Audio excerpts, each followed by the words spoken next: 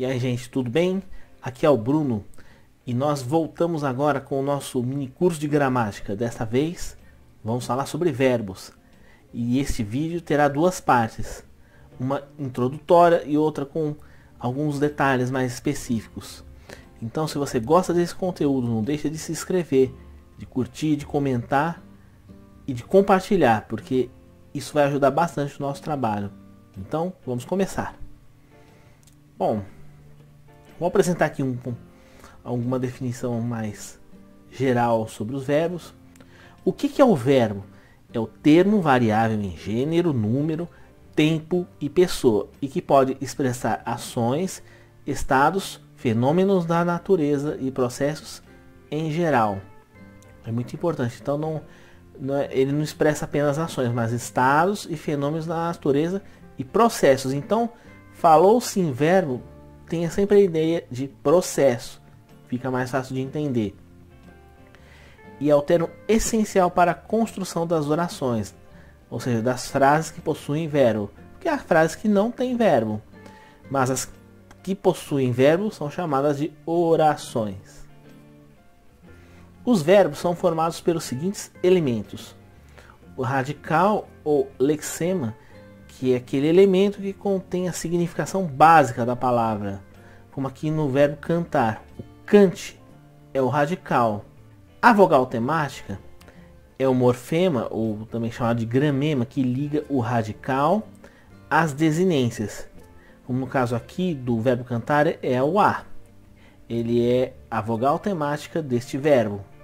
E também indica a escala de conjugação do verbo: primeira, segunda ou terceira. No caso do cantar, por ser um verbo cuja vogal temática é o A, é um verbo de primeira conjugação. E a junção entre o radical e a vogal temática é chamada de tema. Agora, as desinências são morfemas que indicam as flexões do verbo. E isso pode se dar de duas formas. Temos as desinências modo temporais, que indicam o modo e o tempo verbais. Quando pegamos a forma cantava, que é essa daqui que está no nosso slide, o vá, ele indica que essa forma verbal ela é do pretérito perfeito do modo indicativo. No caso das número pessoais, indicam a pessoa e o número do verbo, como aqui em cantamos, que seria no caso do primeira pessoa do plural do modo indicativo. Quanto à tonicidade, quando a sílaba tônica está no radical, ela é chamada ele é risotônico. O verbo é chamado de risotônico. No caso da forma canto, da primeira pessoa, do singular. No presente, o canto, o can é a sílaba mais forte. Já na forma cantarei, que é da primeira pessoa, o singular nosso aqui no futuro do presente, é uma forma arrisotônica, porque a sílaba tônica está nas desinências, que é, no caso aqui, rei. A sílaba justamente que indica o modo, que é indicativo, e o tempo, que é futuro do presente. Forma risotônica, canto. Forma arrisotônica, cantarei. Vamos às flexões do verbo. O verbo se flexiona segundo os seguintes critérios: tempo, presente, pretérito, perfeito, imperfeito ou mais que perfeito, ou futuro, do presente ou do pretérito. Quanto ao modo, indicativo, que é conhecido como modo da certeza, o subjuntivo, que seria o modo da possibilidade, da incerteza ou da hipótese, e o imperativo, que é o modo da ordem do pedido ou do desejo. Quanto ao número, a flexão pode se dar no singular ou no plural. Eu, tu, ele e ela, formas singulares. Eu canto, tu cantas, ele canta, ela canta, formas no singular. Nós, vós, eles, elas são as formas plurais.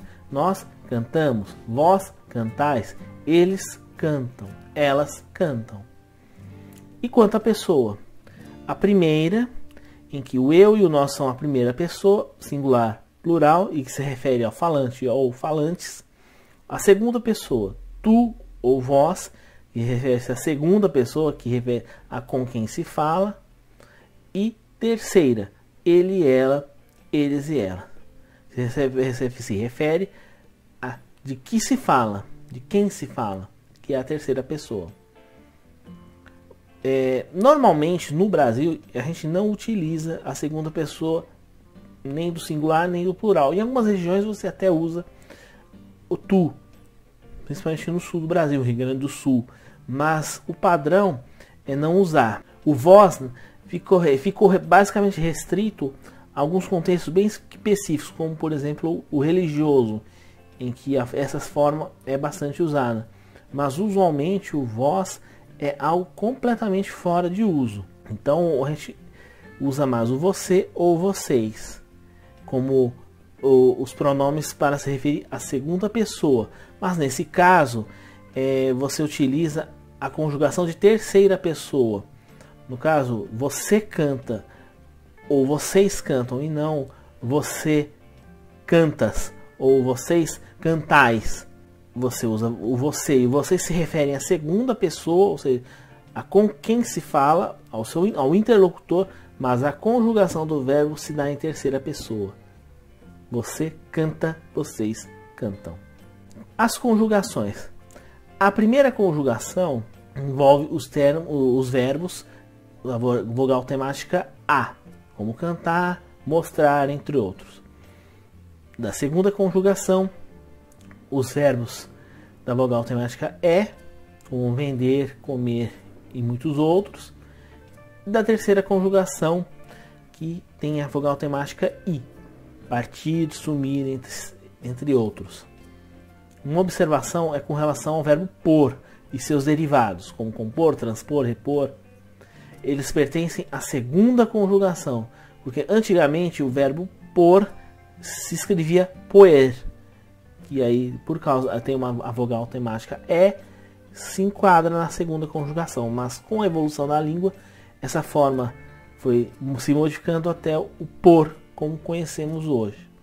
Então por isso que ele é considerado, o pôr e seus derivados, como um verbo da segunda conjugação. Agora vamos à classificação dos verbos. Eles estão conjugados mediante modelos, também chamados de paradigmas. E de acordo com esses modelos, podemos classificá-los como regulares, em que eles se mantêm, eles mantêm a mesma forma ao longo da conjugação, sem sofrer modificações tanto no radical quanto nas desinências. Então, é o verbo, como o próprio nome fala, regular. Ele segue o paradigma estritamente. O verbo cantar, como nós usamos como exemplo até agora, é um verbo regular. Vamos falar dos exemplos de cada um deles ao longo da aula. Os verbos irregulares, ao contrário, eles sofrem alterações nesse paradigma. Então, em algumas formas, em algumas pessoas, ele vai sofrer mudanças. E há casos em que essas mudanças são tão constantes ou tão radicais em que esses verbos são chamados de anômalos. Os verbos mais conhecidos que podem se enquadrar nessa categoria de anômalos é o verbo ser e o verbo ir, que tem mudanças frequentes na sua estrutura ao longo da conjugação. Eles não seguem o paradigma em hipótese alguma, por isso são chamados de verbos anômalos. Mas quando essa variação não é tão grande, eles são classificados como irregulares. Os verbos defectivos, eles não são conjugados em determinados modos, pessoas ou tempos. Então, são verbos que nesse ponto são incompletos. Por isso são chamados de defectivos. Então, eles não são conjugados em determinadas situações. Os verbos abundantes, que possuem mais de uma forma em uma determinada flexão. E os auxiliares, que são utilizados para a formação dos tempos compostos e das locuções verbais. Os principais são os verbos ser, estar, ter e haver. Tempos verbais simples. Então agora nós vamos falar dos tempos verbais. Tem os simples e tem os compostos. Temos os tempos primitivos, dão origem aos demais tempos verbais, que são o presente do indicativo, o pretérito perfeito do indicativo e o infinitivo impessoal. Já os tempos derivados são formados a partir dos tempos primitivos, que são os demais tempos verbais. Vamos aqui agora detalhar cada um deles. Quais são os tempos derivados do presente do indicativo? O presente do subjuntivo, que é formado pelo radical do presente do indicativo, mais precisamente da primeira pessoa do singular. Aí você troca a desinência o, como aqui no exemplo de canto, por aquelas típicas dos subjuntivos. Cante, cantes, cante, cantemos, canteis, cantem. Então, os tempos derivados pegam um modelo, uma forma de um tempo verbal primitivo e se estrutura dessa forma. Já no caso do imperativo afirmativo, funciona assim.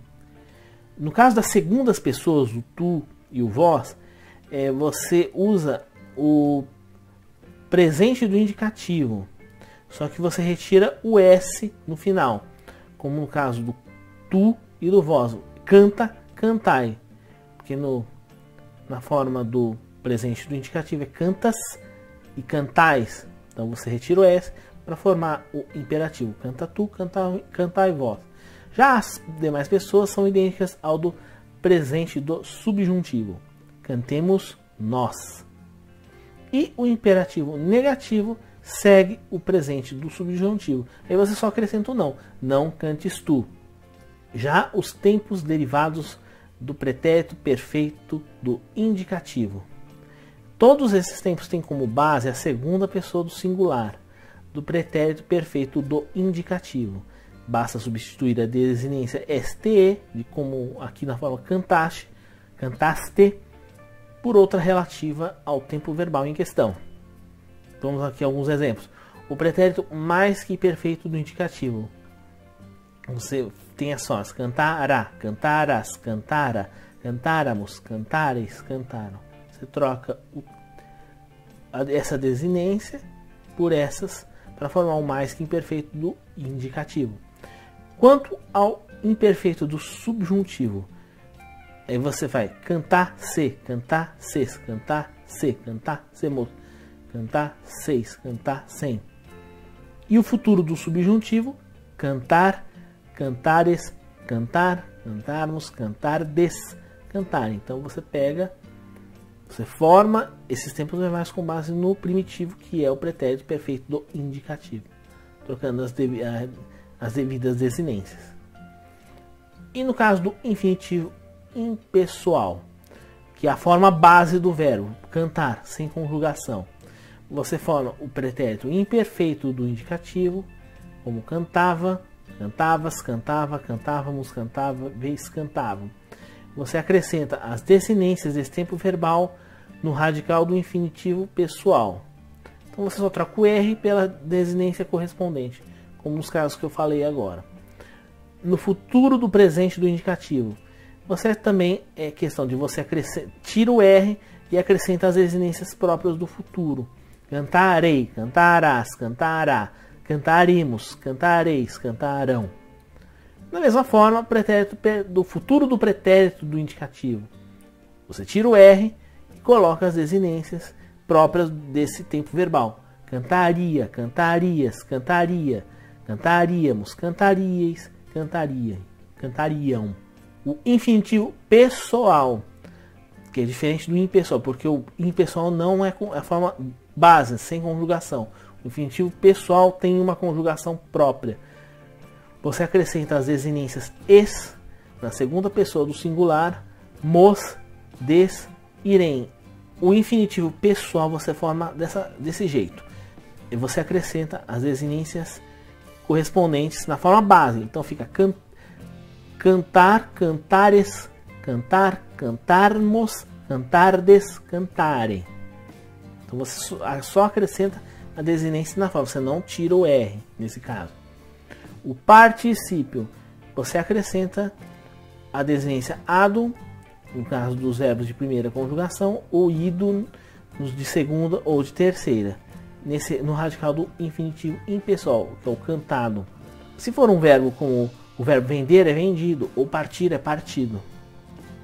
E o gerúndio, você acrescenta a desinência NDO no radical, cantando. Agora vamos usar os tempos verbais compostos, que são utilizados da mesma forma que os simples, e são formados pelos verbos auxiliares ter ou haver, que são conjugados normalmente, seguidos de um verbo principal no particípio. Então, no caso do modo indicativo, nós temos o pretérito perfeito, como aqui, o tenho cantado, verbo auxiliar no presente e verbo no particípio, seria o verbo principal. O mais que perfeito, verbo auxiliar no pretérito imperfeito e o principal no particípio, tinha cantado. O futuro do presente, verbo auxiliar no futuro do presente e o principal no particípio, terei cantado. E o futuro do pretérito, verbo auxiliar no futuro do pretérito e o principal no particípio, teria cantado. No modo subjuntivo, o pretérito perfeito você forma com o verbo auxiliar no presente e o verbo principal no particípio, tenha cantado. Com o pretérito mais que perfeito, o verbo auxiliar vai no pretérito imperfeito do subjuntivo e o verbo principal no particípio, tivesse cantado. E no futuro, verbo auxiliar no futuro do subjuntivo e verbo principal no particípio, tiver cantado. O infinitivo com ideia de pretérito, você usa o verbo auxiliar no infinitivo pessoal ou impessoal e mais o verbo principal no particípio, ter cantado. E o gerúndio, como também com ideia de pretérito, você usa o verbo auxiliar no gerúndio e o verbo principal no particípio, tendo cantado. E qual que é a diferença entre o uso entre termos simples e os tempos?